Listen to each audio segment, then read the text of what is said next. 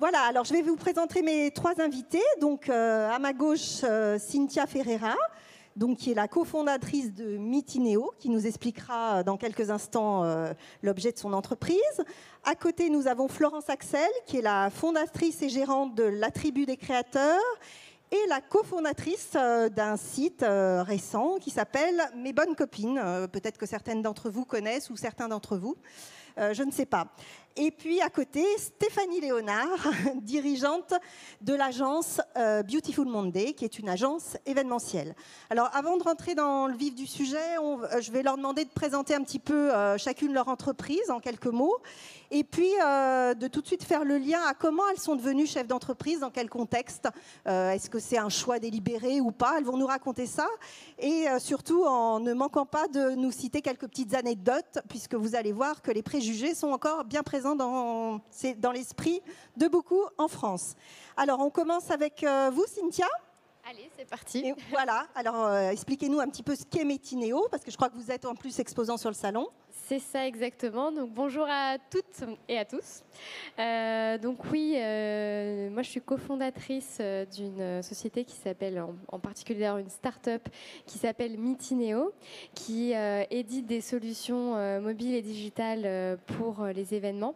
Et en particulier, on édite une solution qui s'appelle WonderApp et qui permet aux participants des événements, à travers une application mobile, de retrouver toutes les informations sur l'événement, mais aussi de pouvoir faire du networking et d'interagir pendant les conférences en pouvant poser des questions, mais aussi en répondant à des votes et des sondages.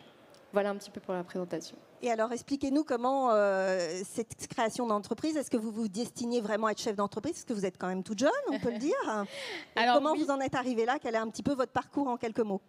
Alors, moi, je viens donc vraiment du secteur de l'événementiel. Je suis sortie d'école il y a 3 ans et dès la sortie d'école... Bien jeune, hein, donc une chef d'entreprise très jeune. C'est ça. Et dès la sortie d'école, donc j'ai monté cette start-up en fait, ça s'est fait plutôt naturellement. Je travaillais au préalablement, je travaillais dans des agences de communication événementielle, mais aussi chez l'annonceur. Je travaillais chez Groupama. Donc, on organisait des salons de recrutement et c'est au travers de ces différents salons que finalement le besoin est venu. Et en me rapprochant d'un associé, parce que finalement, je ne suis pas toute seule quand même dans cette start-up, on a décidé de répondre à un besoin que l'on avait trouvé. Voilà, tout simplement. D'accord, merci Cynthia. Merci. Florence, alors vous avez un peu plus d'expérience puisque vous avez créé la Tribu des créateurs dans un premier temps et puis plus récemment, je crois, il y a 1 an ou 2, 3-4 ans. 3-4 ans, le site Mes bonnes copines. Donc expliquez-nous un petit peu, présenter ces deux entreprises qui ont un lien quand même. Oui, alors en fait, moi, quand j'étais gamine, mon rêve, c'était de bosser avec des artistes. Donc, je suis arrivée à Paris et rapidement, j'avais 22 ans, j'ai monté ma première boîte, donc la Tribu des créateurs, qui est une agence de direction artistique événementielle. Donc, mon objectif, c'était pas de devenir entrepreneur, c'est voilà la question, mais mon objectif, c'était juste de réaliser mon rêve, en fait. Et l'outil, le moyen, on va dire, le plus pragmatique par rapport à mon rêve, c'était d'être entrepreneur. Je voulais... C'était plutôt le moyen qu'une fin en soi. Donc même sans formation, ce qui vous a vraiment motivé, c'était votre projet, quoi, vraiment. Oui, clairement. Oui, j'ai pas du tout le format classique école de commerce. Voilà, c'était le projet avant et le moyen pour le faire qui était le fait de devenir entrepreneur. Donc après, ma boîte, elle a 15 ans aujourd'hui. Donc pendant 10 ans, j'ai appris mon job en le faisant puisque j'avais pas d'expérience.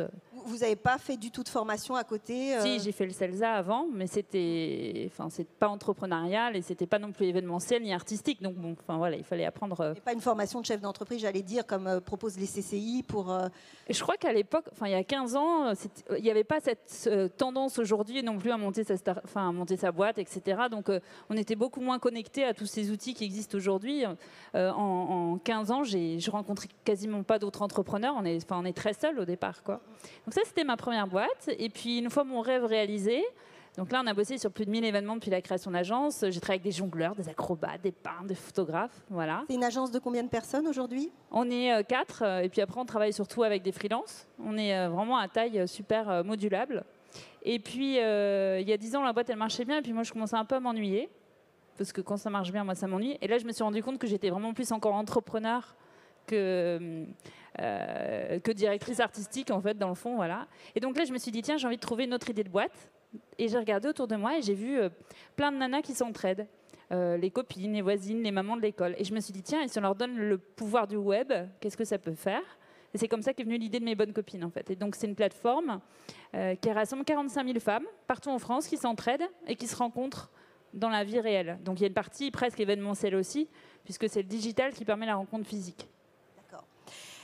Stéphanie Léonard, donc vous êtes dirigeante de Beautiful Monday, qui est une agence de communication événementielle. Vous pouvez nous parler un petit peu de son... Qui est une belle agence, d'ailleurs. Merci. Très belle agence.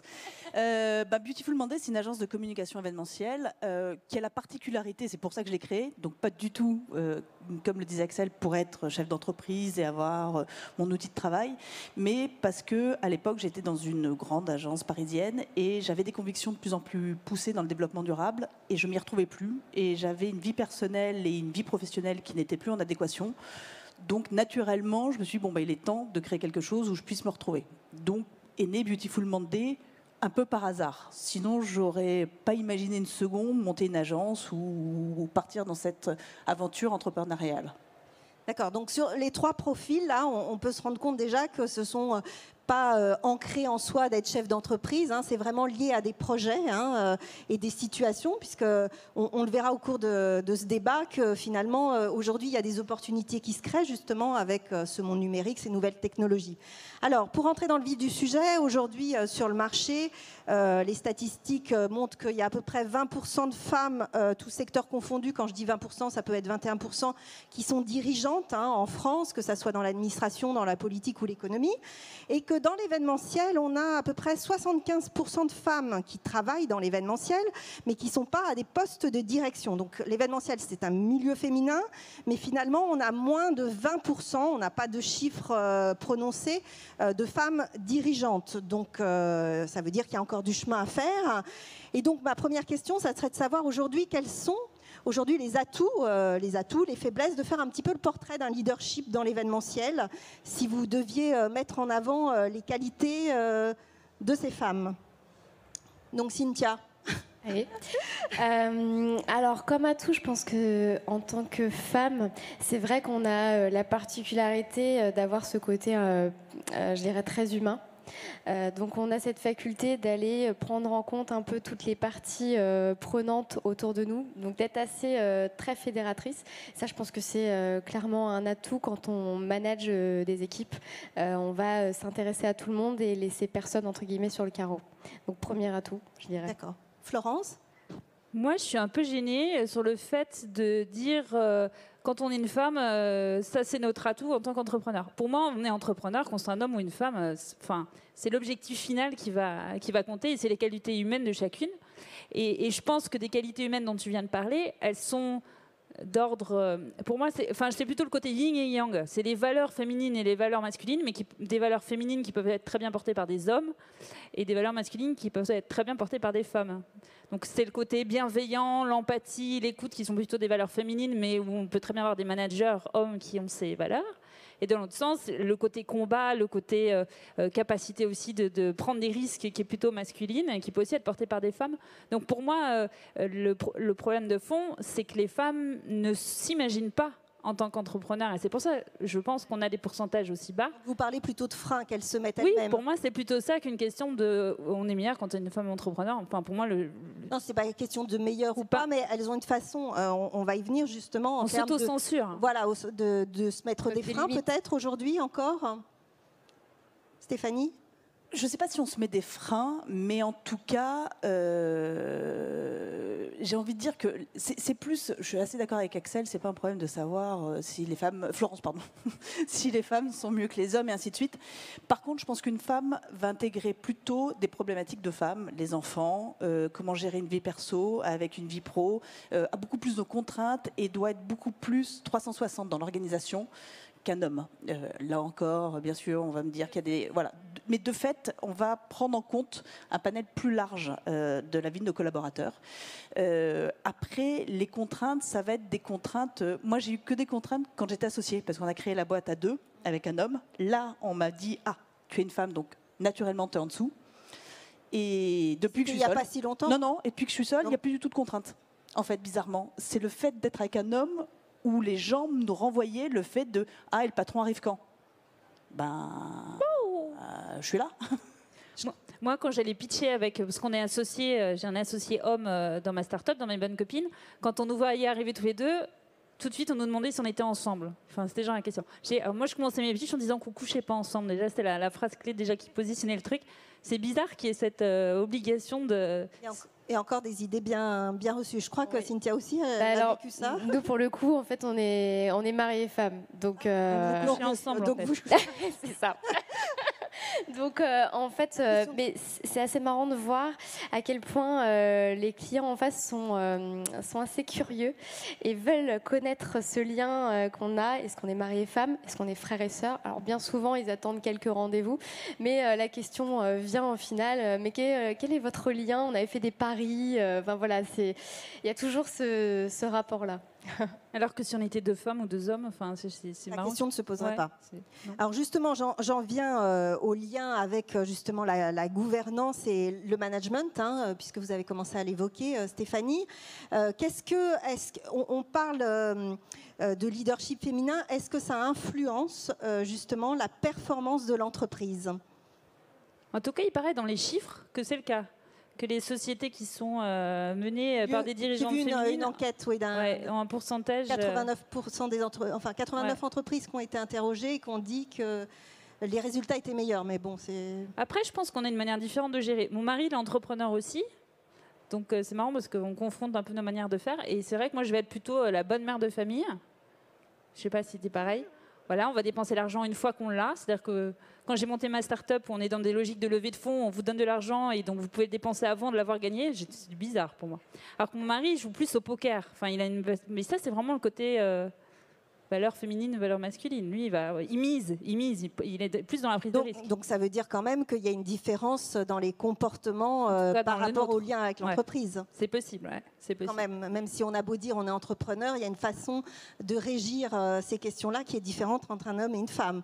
Sûrement. En termes de stratégie, Oui. Moi, je ressens ça aussi. C'est vrai qu'on est trois femmes à être entrepreneurs. On ne l'avait pas forcément pensé. On ne s'est pas dit, bah voilà, je vais faire de ma vie, je vais être entrepreneur. C'est venu assez naturellement. À l'inverse, mon associé, dès le début, il s'est dit, voilà, c'est mon objectif. Je veux créer quelque chose. Voilà, c'est important pour moi. Et il avait direct une vision très claire. D'ailleurs, Cynthia, dans notre conversation pour préparer, vous me disiez que vous aviez rencontré qu'aujourd'hui, le fait d'être une femme, finalement, ça pouvait être un plus parce qu'il n'y avait pas énormément d'entreprises avec des femmes à leur tête. Oui, tout à fait. Moi, je pense que ça reste encore... on sort du lot. Je ne sais pas ce que vous en pensez.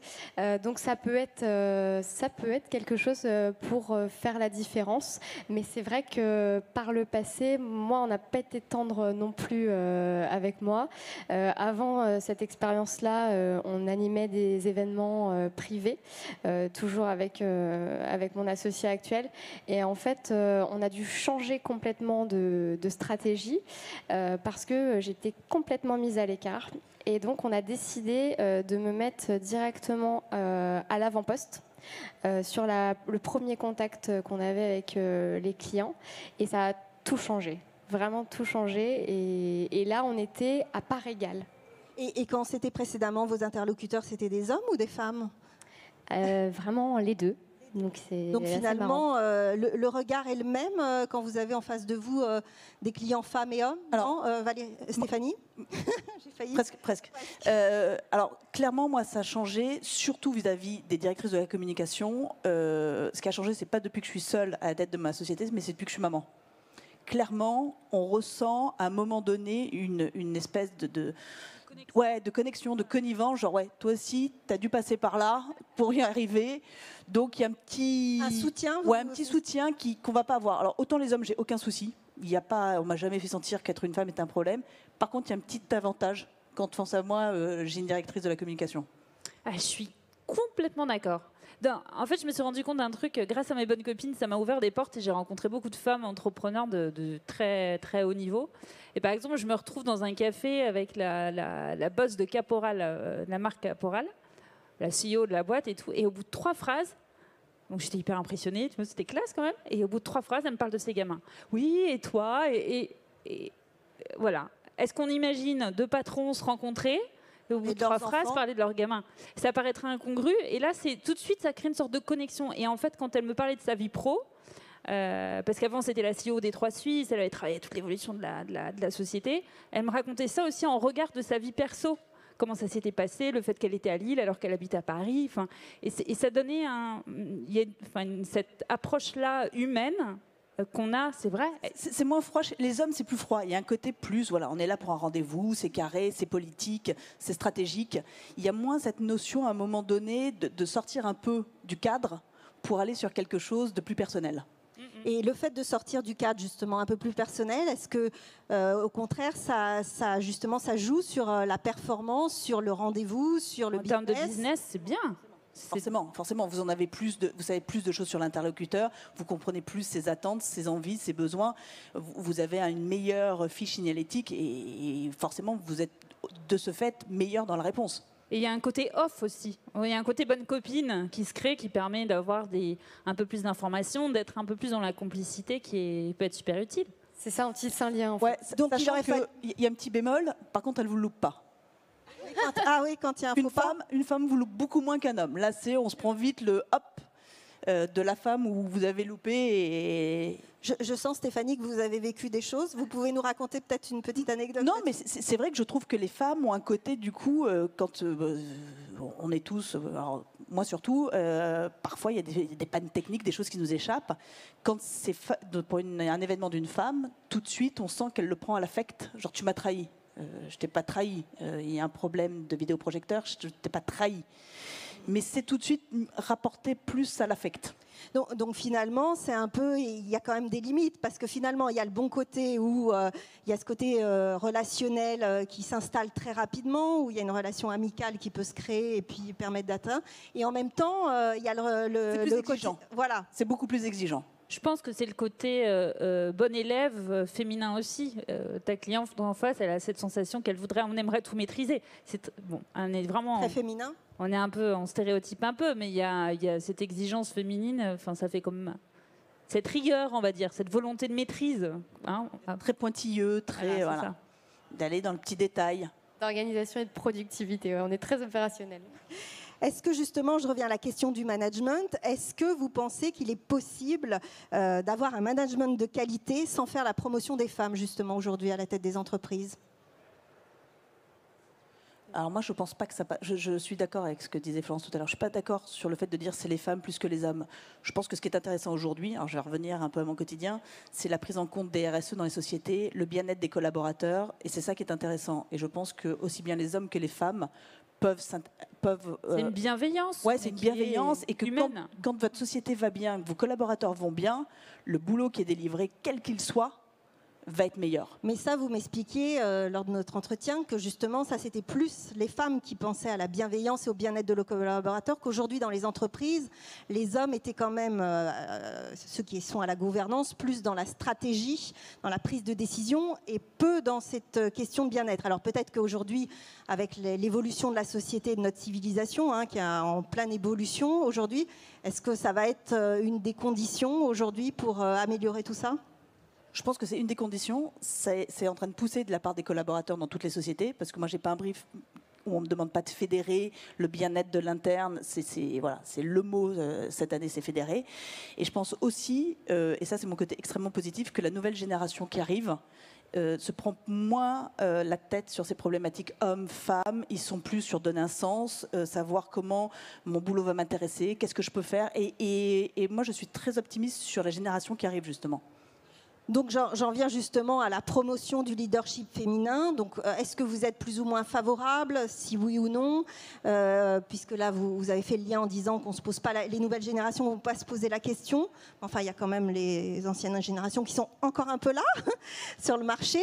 Est-ce que si on devait faire la promotion, parce que j'ai lu récemment que justement plusieurs pays membres de l'Union européenne avait adopté une législation qui obligera les entreprises à porter à 40% la gouvernance féminine à la fin de la décennie, donc on a un peu de marge. Donc est-ce que vous pensez qu'aujourd'hui, il faut quand même promouvoir ce leadership féminin d'une façon générale, et puis surtout dans l'événementiel?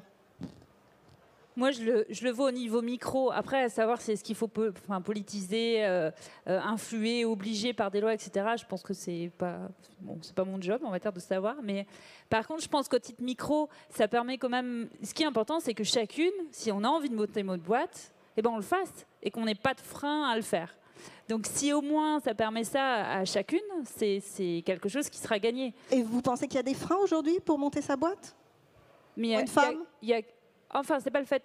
En fait, j'ai fait pas mal de recherches sur l'émancipation des femmes. Dernièrement, j'ai dû faire une intervention là-dessus, donc je me suis plongée dans l'émancipation des femmes.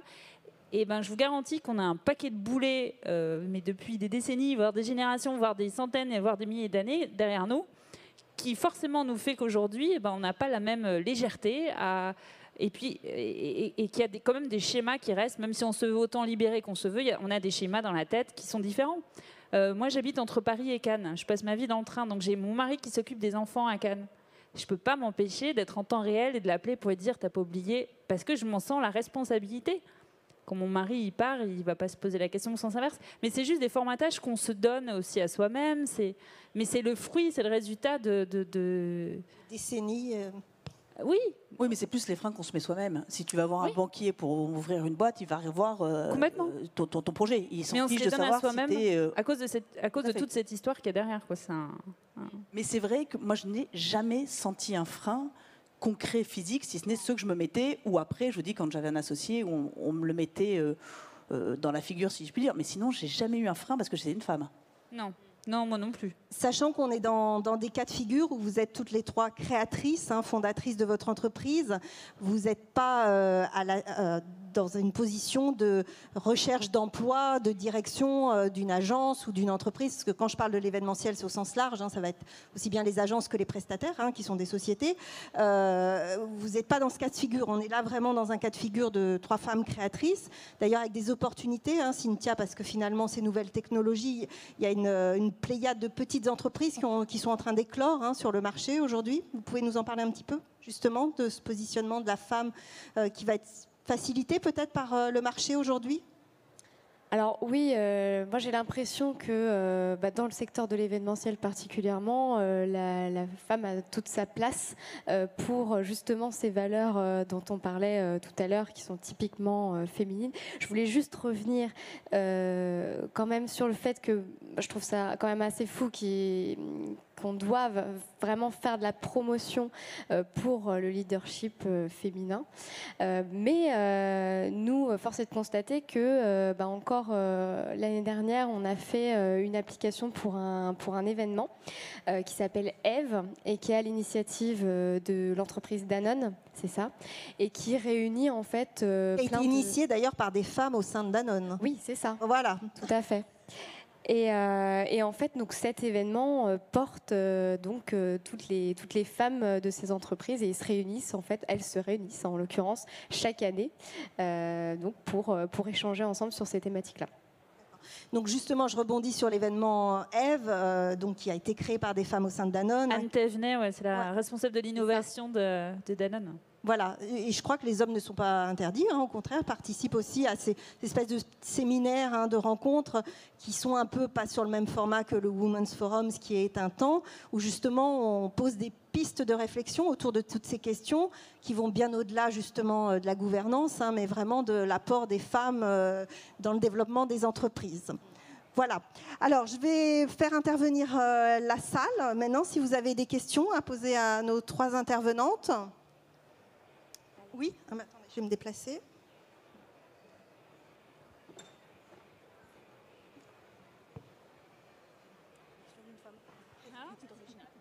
Bonsoir, enfin bonjour. Je voulais juste poser une question. On parlait des freins tout à l'heure. Et vous disiez que vous avez créé votre entreprise peu de temps après l'école, que vous l'aviez montée à 22 ans. Je ne sais pas trop pour vous. Je suis très jeune, moi aussi. Ah, non, mais bien sûr, ça se voit. Mais je voulais savoir s'il y avait des freins ou une certaine légitimité, entre guillemets, à avoir, que ce soit vis-à-vis des femmes ou des hommes, en fait. Tu vois, j'ai juste une petite anecdote là-dessus, ça me fait penser à ça. J'étais allée sur une conférence et il y avait le directeur des ressources humaines de L'Oréal qui racontait que quand il avait mis une annonce recherche directeur d'usine, et ben il avait reçu aucun CV de femme. Et donc, il s'était dit non, mais moi, je veux aussi avoir le choix entre un profil féminin et un profil masculin. Et du fait, il avait refait une autre annonce, recherche responsable d'usine. Et là, il avait eu des CV féminins. Tu vois le frein? Voilà, je crois qu'il est... Je pense que le frein, il n'est pas lié à savoir si on est un homme ou une femme. Je pense que c'est lié à ce qu'on va proposer. Alors, c'est peut-être une idée toute faite, mais créer une boîte d'événements sans avoir aucune compétence, je ne sais pas comment un client pourrait se positionner en disant bon, alors vous avez fait quoi? Bah rien, je sors de l'école. C'est là où il y aurait un frein. Après, je pense que c'est beaucoup moins vrai dans d'autres cas de figure. Est-ce qu'il y a d'autres questions? Je pense aussi qu'il y a le côté d'être en adéquation, c'est ce que tu disais, toi, tu as eu envie de monter ta boîte pour que ta vie pro, tes convictions personnelles, et ça c'est vraiment, enfin je le vois auprès de toutes les femmes que je rencontre, je suis très immergée dans tous les écosystèmes de femmes entrepreneurs, c'est, je pense, très féminin ça. Je veux que ma vie pro et ma vie perso être alignées, hein. Je crois qu'on a toutes envie d'être alignées, et ta légitimité, tu la trouveras là-dedans, dans ton alignement en fait. Après, tu as raison, il faut de l'expertise en plus, mais il y a une conviction et c'est ton socle. Une question d'homme. Bonsoir, je m'appelle Romain. Alors j'ai juste une question par Bonjour rapport... Romain. Merci.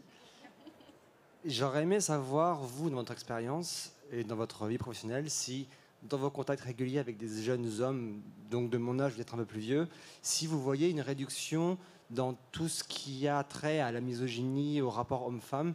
Est-ce que vous pensez que, parce que tout à l'heure vous disiez que vous avez beaucoup d'espoir par rapport justement à la réduction de l'écart entre les hommes et les femmes face à l'intégration professionnelle, est-ce que vous pensez que vous, dans votre vie et dans celle des femmes justement qui sont au sein du leadership de l'entreprise, vous voyez justement moins de tensions, moins de confrontations, ou bien moins d'injustice venant de la part d'hommes de mon âge? Est-ce que vous pensez que... Parce que, par exemple, nous, pour nous, ça paraît insensé, par exemple, enfin moi, ça me paraît insensé, de juger, critiquer ou bien rabaisser une femme parce qu'elle est femme, ou bien une jeune femme parce qu'elle est jeune femme.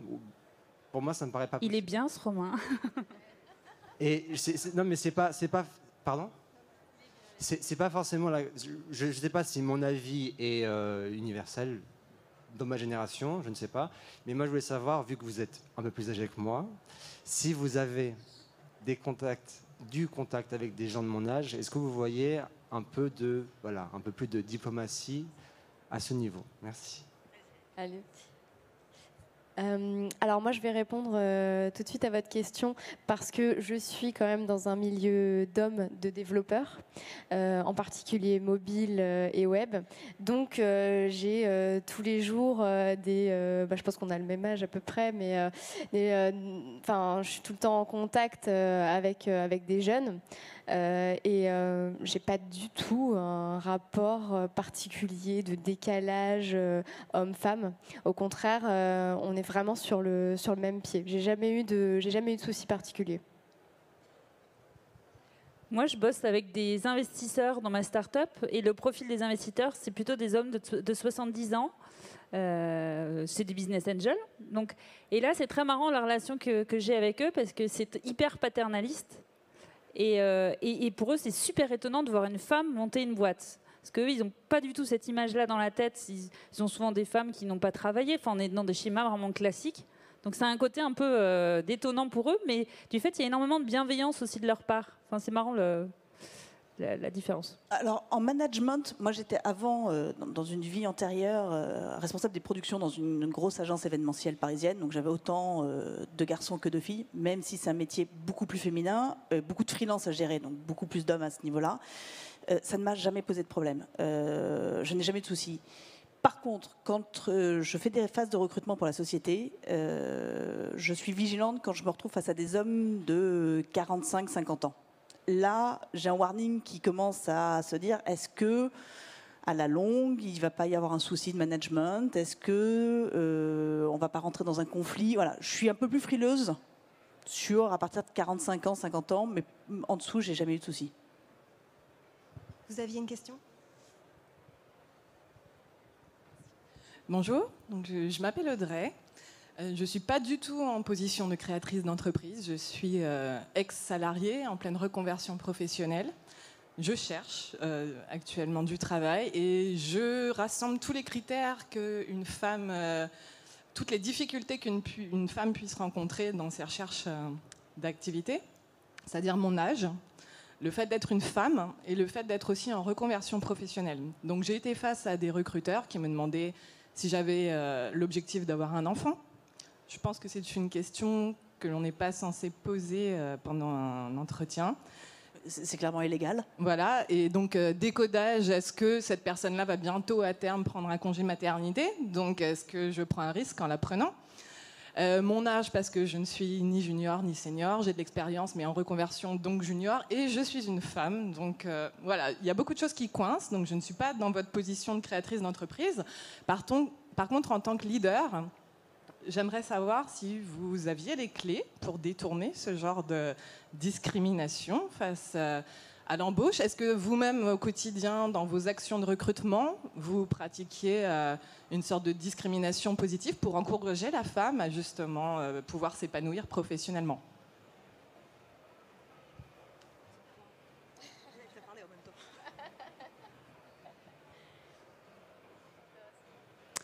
Bonne question. Moi, c'est toujours la comparaison homme-femme. Moi, je vais prendre celui qui me paraît le meilleur pour le poste. Et c'est pas une question que ce soit une femme, c'est que ce soit un homme qui est prévu d'avoir un enfant. Enfin, pour moi, c'est pas le sujet, c'est la mission à faire et la personne par rapport à et tout ce qu'elle peut apporter à l'entreprise.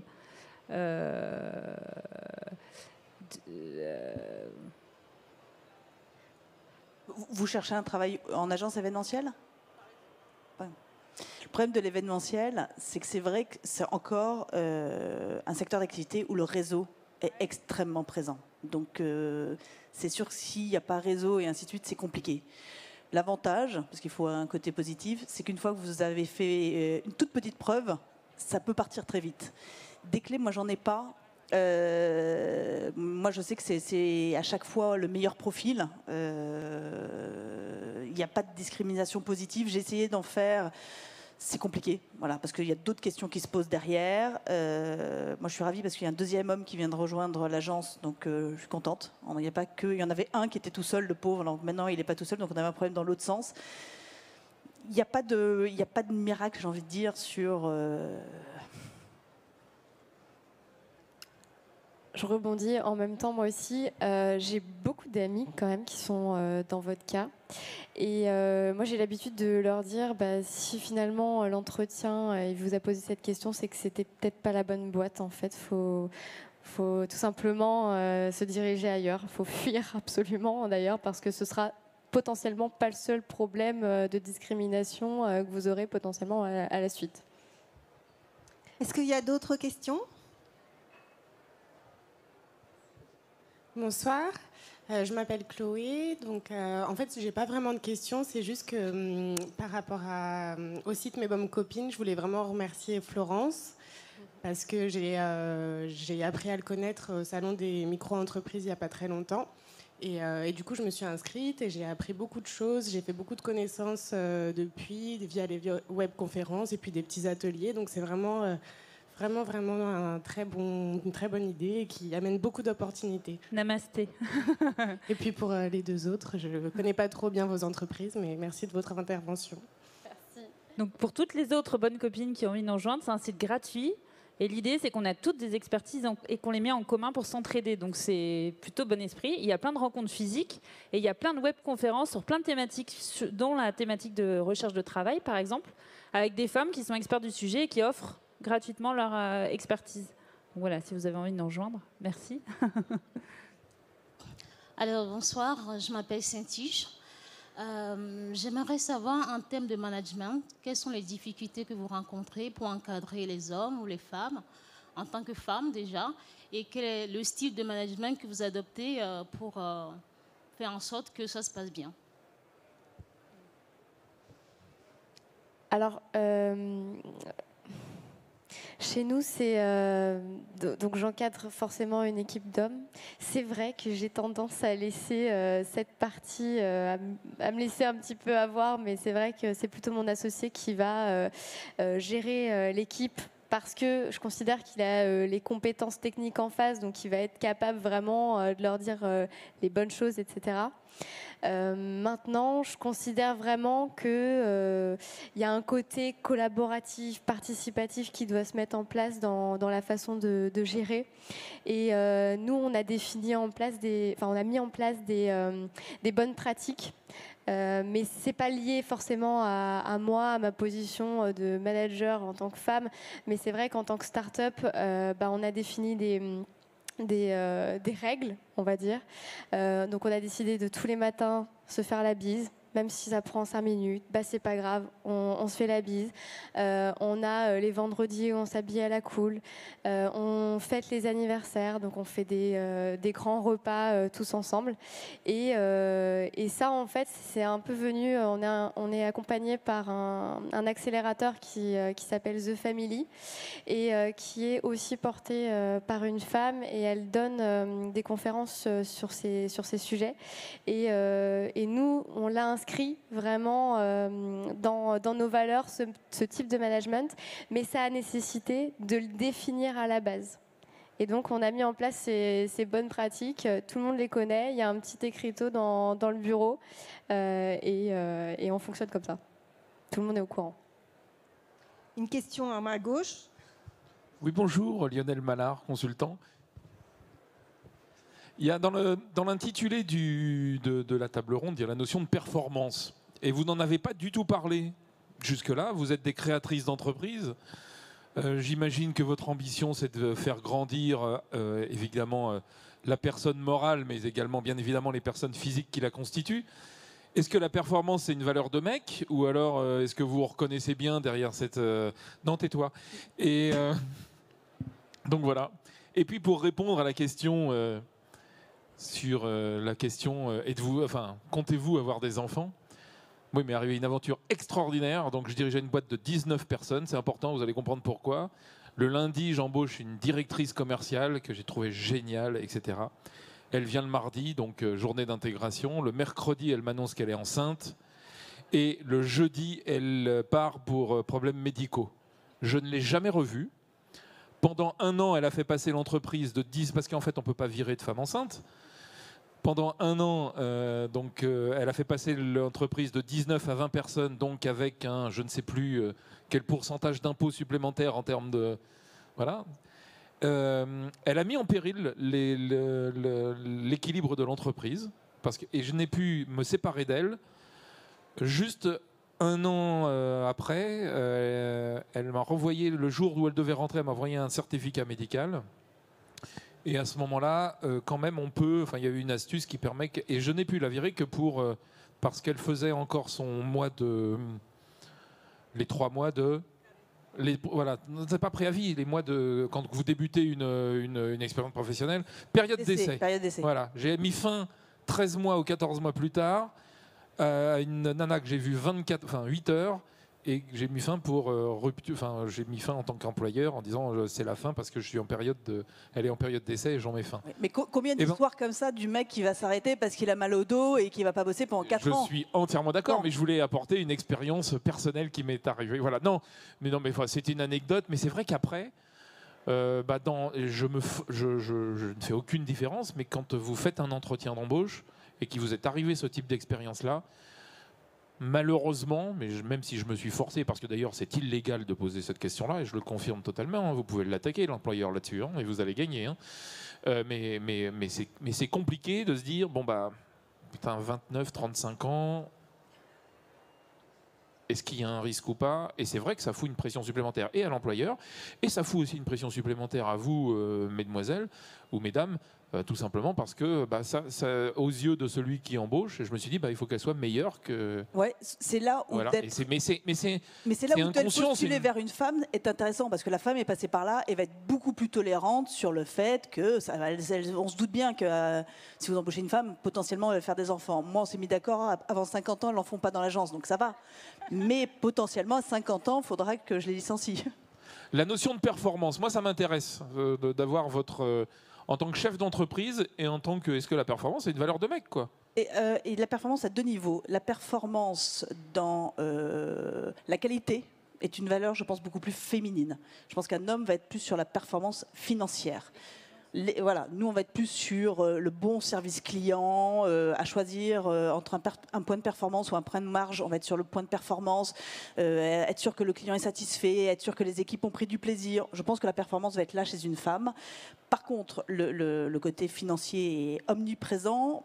Je pense qu'une femme est beaucoup plus a une chape beaucoup plus lourde d'avoir des salariés. Moi, quand tu disais tout à l'heure, ton associé joue, moi, je joue pas, quoi. Il y a des salariés, il y en a, ouais, ils ont des enfants.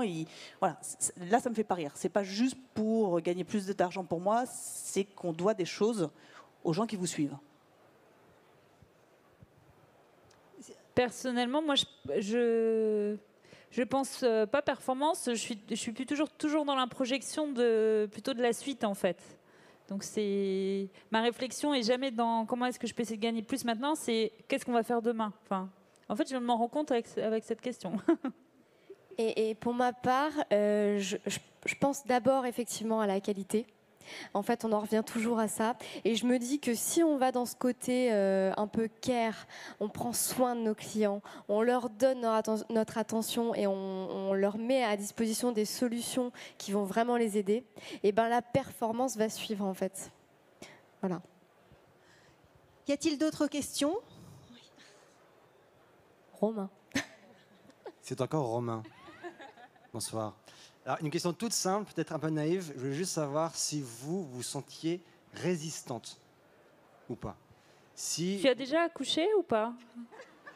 Est-ce que j'ai déjà accouché? Est-ce que tu as déjà accouché? Est-ce que tu as déjà vécu des heures et des heures et des heures? Alors, j'ai déjà accouché 2 fois, mais c'était compliqué. Excuse-moi, je blague. Non, mais juste pour savoir, parce que j'ai l'impression qu'on fait des... Il y a des thèmes sur le leadership féminin.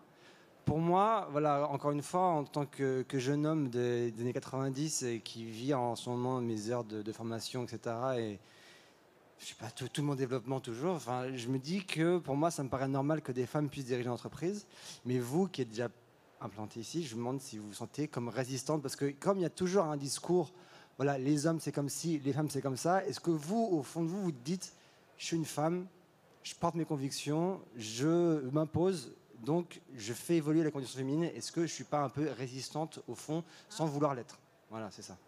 Alors moi, je me sens ni résistante ni féminine. Je me sens par contre en accord avec ce que je veux faire. Et voilà, je suis au bon endroit. Je suis en accord, ce que tu disais tout à l'heure. Je suis alignée, je suis bien dans mon rôle dans ma société, je suis bien dans le quotidien et je suis bien dans ma vie perso. Tout simplement, mais je me sens pas du tout militante, je me sens pas à l'affrontement de qui que ce soit, devoir prouver quoi que ce soit, en tout cas sur d'autres sujets sûrement, mais pas sur homme-femme. T'es pas militante, mais tu viens témoigner sur promouvoir le leadership féminin. Oui, parce que c'est comme tout, je pense qu'il faut que ça évolue, mais tu aurais pu m'appeler pour promouvoir les jeunes à la tête des entreprises. Tu l'as pas fait, mais j'étais dispo aussi. Et je sais pourquoi. Moi, je ne suis pas particulièrement militante non plus, et pourtant j'ai un réseau féminin, etc. Et en même temps, tu te rends compte qu'en fait, c'est les femmes qui... Enfin, comme je fais beaucoup d'interventions comme ça sur des conférences, sur la micro-entreprise, plein de salons, sur l'entrepreneuriat et les femmes, souvent les femmes, à la fin, elles viennent me voir, elles me disent « Dites-moi qu'il faut que je monte ma boîte. » Enfin, en fait, on te positionne comme porte-drapeau, voilà, alors que je ne l'ai pas voulu, mais du fait, je le prends comme une mission. Enfin, ça fait partie. Je sais ce que je veux, c'est la baseline de mes bonnes copines, c'est d'aider les femmes à tout oser, tu vois. Donc, en venant ici, en disant ça, c'est aussi un moyen de dire à toutes, hey, allez, on y va, il n'y a pas de problème, tu vois. Donc, c'est un engagement, mais c'est le côté militant. Enfin, c'est peut-être le mot militant qui, pour moi, est un peu trop résistant. Enfin, engagé, quoi. On porte on est alignés.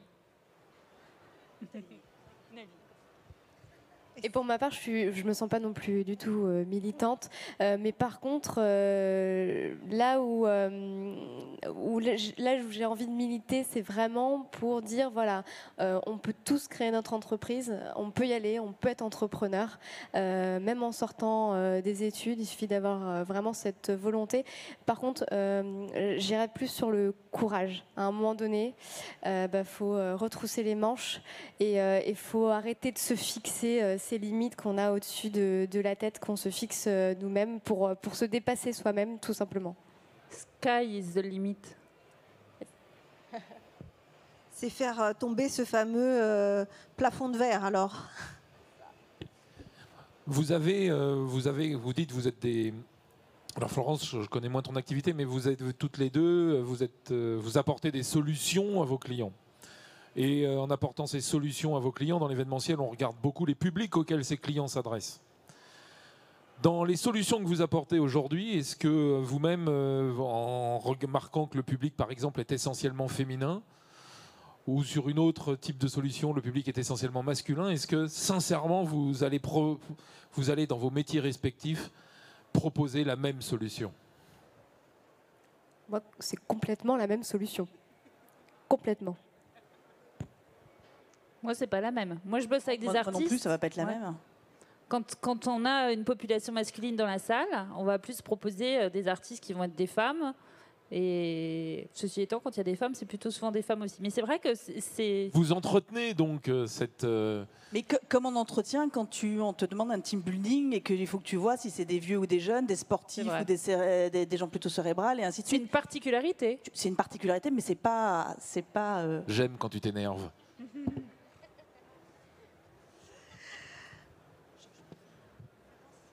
Bon, c'est sur cette discussion que nous allons clore cette conférence. En tout cas, je remercie beaucoup Cynthia, Florence et Stéphanie qu'on peut applaudir d'avoir participé. Et je vous remercie pour votre attention. Bonne fin de journée.